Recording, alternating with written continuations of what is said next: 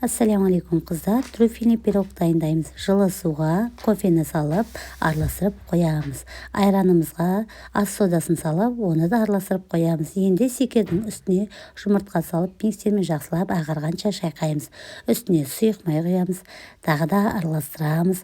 Айранымызды құямыз, тағы да араластырамыз.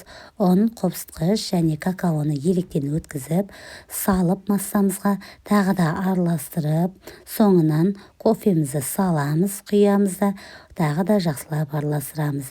Енді лопаттың көмегімен тағы бірыңғай араластырып алып, формамызға құямыз. 180 градуста қызып тұрған пеште 40-45 минут пісіреміз.